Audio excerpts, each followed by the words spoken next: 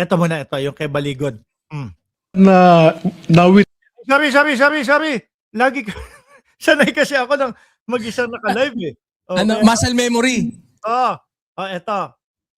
Ngayon, sabi ko nga doon sa unang vlog ko, pansin ko sa mga ginagawa nitong sila Baligod, lahat ng kumukontra sa mga Duterte, lahat ng sumasagasa sa Duterte, sabi ko, pansin ko lahat nakatanggap na ng maleta o meron silang kinalaman. Biruin mo, mamaya na natin i-topic, sunod nito. Pati ICC nakita nila. Pati Kanina, ICC, no? Tumalon sila ron eh. Pati ICC daw nakita nila kay Trillanes. Anyway, mamaya na ho yun. Ngayon, di ba, si Erwin Tulfo, binabanatan, si Erwin Tulfo, binabanatan, si Erwin ang pinakamabigat bumanat sa kanila di ba? Oo. Dito sa grupo ni Cayetano. Hitman eh, si Sen Erwin. Rekta kasi, talagang tatagos yung mga kagaya po ng mga online voting, kaya lang naman po nila ginagawa yan para doon po sa mga kasama namin makukulong. Lalakad-lakad, gaganon-ganon. Yung ano nga, di ba, nung nasa plenaryo siya, dahil ba yan, dalawa sa kasamahan natin ay makukulong? Tawang-tawa ako kay ano eh. Paolo, nandun din. Tsaka ito pa, pinakamabigat ni Erwin Tulfo.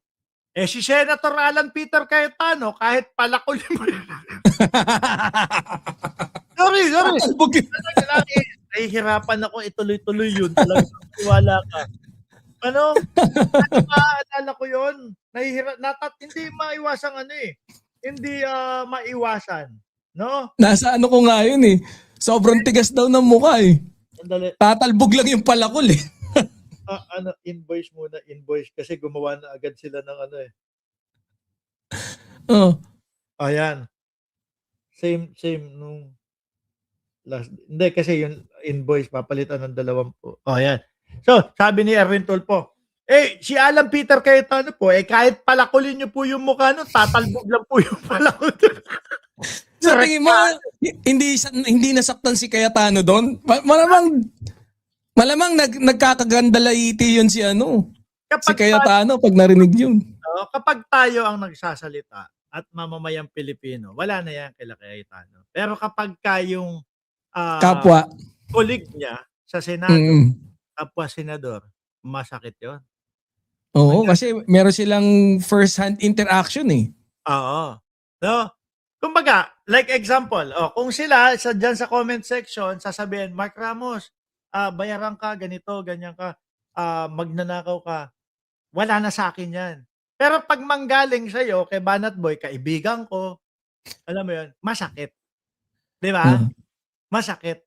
Ayun. Kaya ako, maniwala ka madami akong nakasama dito sa akin channel, sa channel, madami akong nakasama. Dati, si Joey, ayan, pangalanan natin. Joey, di ba? Siya yung kahalili ko sa Mark Ramos channel. Meron bang vlog ako na binanatan ko si Joey kahit nasa ibang side na siya? Wala. Kasi sa akin, kaibigan na yan Kahit humiwalip, si Kapiel. Ayan, alam ko. Kilala niyo si Kapiel. Hanggang ngayon, no? Although malayo yung agwat ng pag-uusap namin, pero ano ko pa yan? Sasabihin niya, Mark, wala, nandiyan ka sa sign-on, nandito ako. Pero cool lang tayo, kaibigan lang. Kami din, kaibigan ko pa rin yun. Kaibigan ko pa rin yun. Ganon, pero yung sabi mo, babanatan ko na to. Kasi ang mga DDS, hindi sila wala akong nakikita. Ganon din sila sa akin. Hindi nila ako binabanatan. Yung mga DDS, babanat tayo doon sa mga politiko, sila ang banat nila sa atin pag ganun. Oo. No? Yung mga dito, yung mga kaibigan ko, yung mga iba diyan, banat ko, politiko, ang banat nila sa akin. Okay lang, wala akong magagawa diyan. Vlogger ako Di ba? Oo. Wala akong magagawa diyan, pero I agree. Sinubukan ko lang. Type ako, meron siyempre lumalabas sa post ko yan lalo na nag-post. Sabi ko, wala namang ibang vlogger dito sa Cayman Islands. Sabi ko, subukan ko kaya, rektahin kong komentuhan. Biglang sabi sa akin, wala namang pangalan yung pinost ko. Sabi, wala namang pangalan yung pinost ko eh. Sino? Sino ba yun? Ako, ay Diyos ko po. Sabi ko, talagang style nito mga ito. Yung tipong babanatan ka, pero kapag hinarap mo na, wala namang pangalan yung pinost ko eh. Biglang ganun na. Kumbaga, tipong parang hindi naman ikaw yung ay nako. Anyway, tuloy na natin ito. Si Baligo daw. Sige. Yan. personal na witness ng mga sundalong ito, isang miyembro ng ating Senado ay engaged sa human trafficking, namimili siya ng babae. Ayan. Grabe, no? Oo. Di ba merong kumakalat nitong nakaraang araw lang? Parang sabi si Erwin Tulfo daw yon. Oo nga, oo nga. Mm. Yan una, bago tayo dun sa ano, talagang ako feeling ko lang mali yan eh. Dapat yan, kung talagang in good faith, no, yung I mean, alam naman natin hindi yan in good faith, pero kung talagang they are assuming na yun yung banatan nila in good faith, no, para makakuha ng katotohanan, alam naman nila hindi dapat ginanyan eh. 'Di ba? Hindi dapat hinayaan si Baligot na magaganyan. Biruin mo yung bintang human trafficking, 'di ba? Tapos namimili ng babae, tapos Pero alam naman natin eh. video ba? Yung video wala, parang kasi saglit ko lang nakita, hindi ko nga pinansin dahil parang naiispatan lang ng ilaw eh, di ba? Anong video ba? May Parang video na video pinakita siya, sila? parang video siya na naiispatan yung mukha na nung Tulfo. Tapos ayan, parang gano'n, nag-e-enjoy na. Alam mo naman mga DDS kala mo mga walang buhay yan. Oo. Ano? Yung tipo bang kapagka ikaw ay senador, congressman, hindi ka na pwede yung doon sa makikita doon sa mga clubbing, nightclub. Hindi ba pwede? Pagkatapos Oo. ng aking pagiging congressman doon, 8 oras sa loob ng plenaryo, sa session. No? Labas tayo, gimmick naman. Tao din yung mga yan eh. Narinig ko actually, alam kong medyo off topic kasi narinig ko yung interview ni Tulfo kanina lang sa Billionaire News Channel kay Pinky Web. Parang ang sabi, tinanong niya, sabi niya, bakit alam yung bahay mo? Kasi yung address tama sa Green Hills. Sabi niya, sabi ni Senator Erwin daw sa kanya, kuya, na alam mo, napaaway ako dati sa Homeowners Association.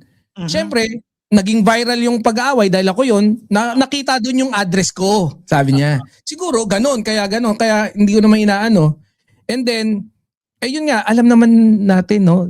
Umamin naman si Senator Erwin dati, babaero siya. Maraming anak si Senator Erwin. And even before that, talagang inamin na niya na marami siyang anak. Oh. Sa iba't ibang babae. Dati niya namang inamin yan. Halos tabla kami ng bilang ng anak eh. Ako malungkot ako, nalaman ko yan. Bakit? Ako hindi kasi ako gano'n, hindi ako. Ayun. Wala akong issue na babae, ayun. Yun lang, no? Hindi ako nai-issuehan ng mga babae, yung mga ganyan. Anyway, tingin ko yun yung pinapatungkulan dito eh. Oo, Diba? yun nga yun. Sa nakita ko dun sa video, mukha ng Tulfo, hindi ko alam kung si Erwin or kung si Erwin or si Senator Raffy. Senator Raffy, it's either that. Pero pagka yung alam mo Okay. Nakita ko na dati yun. Si Senator Raffy nga yun. Parang wala naman akong nakita na babaeng katabi. Meron ba? Or whatever? Actually, ang paliwanag doon ng side ni Senator Raffy is party talaga yun. Maraming tao doon. Wala namang ginagawang masama. No? Ngayon, may sumasayaw, nakuhanan, sumasayaw. Malayo daw yung babaeng yun. Hindi naman yun yung na parang nag-enjoy. Okasyon yun, may okasyon. Oo. Hindi, tsaka ito, dito sa Cayman Islands, panigurado, dyan sa Dubai, meron din. No? Oo. Uulitin ko, hindi ko pinagtatanggol na ganito, na hindi dapat. Sa akin, makita ko si Raffy Tulfo nasa loob. Nasa loob na, kunyari, mga diskuhan na ganyan. Ano? Kaya nga, no? Masama naman. Illegal ba yung diskuhan na gano'n? Hindi naman. 'Di ba? Tao lang din 'yan na pagkatapos ng trabaho, inom tayong konti, chill, uwi. Puwedeng gano'n. Correct. Dito sa Cayman Islands, meron dito Mykonos, ayan naalala ko na. Kanina sinabi ko sa vlog ko, hindi ko maalala, eh. Ano yung Dito, Mykonos? Mykonos ano 'yun, pinakamahal na restaurant doon sa lugar na iyon. Do'n sa lugar lang, hindi buong Cayman Island, 'no? So, ang may-ari nun, yung kaklase nung anak ko. Si Okay. ano ba pangalan nun, nakalimutan ko. Bilyonaryo 'yun, 'no? Bilyonaryo. Bilyonaryo parang ikaw. Hindi, loko-loko. Oh, bilyonaryo. So ngayon, yung restaurant na 'yon from 5:30 paggabi, 5:30 hanggang bandang 8:30, hanggang 8:00 fine Oh. dining. Okay. Yung alam mo na 'yon, 'di ba? Oo. Yung kapagka bandang bandang 8:30, 8:15, 8:30, yung ilaw unti-unting nagdidim. Okay. Yung DJ unti-unting upbeat yung inaano. Okay. Alam mo yung medyo tunog ng tapos biglang magiging chill na upbeat na Oo. jive pa din, 'no? Hanggang sa 8:45 totally patay na yung ilaw, tapos may papisik-pisik na nung mga ilaw na gano'n. Tapos upbeat na talaga yung mataas na talaga yung tempo ng DJ. So may mga Okay. example na lang, gano'n ang nangyari kay Tulfo. Nag-dinner, tapos naabutan nung time na yun na unti-unti. Most probably ganun nga. Kasi Diba? yung pagkakarinig ko sa kwento parang ganyan. Ganyan nga yung nangyari. Pero wala akong pakialam, makita ko si Tulfo sa loob ng diskuhan na gano'n. Oo nga. Oo. 'Di ba? Sa mga DDS. Kagaya niyan, kunyari 'di ba yung isang Boss M, no? Kunyari may kumpanya ka, 'di ba? Tapos ang nagsiset ng company mga events, syempre mga staff mo. Tapos surprise ka na lang yung kainan nyo pala sa isang diskuhan, 'di ba? Yung kagaya niyan sa Mykonos, yun pala doon pala kayo pupunta. And then right after, syempre kunyari ikaw kilala kang tao kagaya ni Tulfo. Tapos biglang right after ng dinner may sayawan, may partihan. Kumbaga it doesn't mean na ikaw yung nagplano. Ikaw yung talagang may idea nung pagpunta doon. And of course, you are always entitled para mag-enjoy, 'di ba? Pero buti pa tayo Mag-unwind. Buti pa tayo No, napag-uusapan natin si Tulfo. Nasasabi natin yung pangalan niya. Pero kay Balikod, tingnan mo, pakinggan mo. At ipinapat ng mga sundalo sa kwarto na nandun yung kasamahan po ninyo. Attorney Sor, Nandun, kinukumpir na niya na nakasamahan sa Senado, 'di ba? Yung sinabi niya na human trafficking, 'di ba? Pakinggan mo pa ha. sorry ha. Ang problema kasi karamihan ng Senado lalaki. So pag hindi mo sinabing pangalan, baka hindi kami makauwi ng buhay sa mga asawa namin. So Sandali. Tama ba? Lalaki ba yan? Ay, huwag na natin pag-usapan yan. So, lalaki. Oh. Ngayon, sabi, pag hindi mo sinabi yung pangalan, hindi kami makauwi ng buhay sa mga asawa namin. Sasabihin ba yung pangalan ni Baligod? banggitin mo na sino. Basta Masasabi ko po na wala dito. Abogado yan ha. Yun lang. Abogado yan ha. Masasabi ko po na wala dito. Para safe. Diba? Ginawang chika-chika yung no? Yung blue, alam mo, one of the most powerful na committee dyan sa, or if not the most powerful committee dyan sa Senado, ginawang ganyan, no? Biruin mo, kakahiya talaga to si Cayetano. Sabi ni Sir JJ Bars, mga sundalo daw, 18 sila, nagpunta sa bar o disco kung saan nakita si Tulfo. Yung mga yan kasi, pansin ko sa kanila. Siyempre, may mga, let's say, yung kagaya ng kay Tulfo, may mga naging issue na dati, lumabas yung video ng mga ganyan. Gagawin nila, i-connect nila sa panahon ngayon. Tapos sasabihin nila, nakita nung 18 marites. Yung ICC nga, putik ito. Sandali. Hindi kita puputulin. Ipapakita ko lang to muna o ilalagay para hindi ko makalimutan. Tapos tuloy mo yung sasabihin mo. Yung ICC nga, ito. Lalagay ko lang ha. Sige. Ayan. Sige, sabihin mo na Hindi, yung... pero I think yung video na yon, hindi ko alam kung sinabi nilang current eh. Kung current yung video na yon. Hindi, Kasi ang alam... actually, sorry. Hindi nila sinabi yung tungkol, hindi yun yung video, wala sila sinabi yun. Okay, okay. Pero, ang pansin ko lang, kung i-analyze mo, lumabas nung isang araw yun, pinapalabas ng mga DDS, tapos mindset na. biglang sinabi nila na, eto meron, ganyan. Kaya lang, hindi niya pinangalanan. Yung tipo bang, Ginamit, tipo bang, parang ganito yan. Mga vloggers, meron tayong meeting.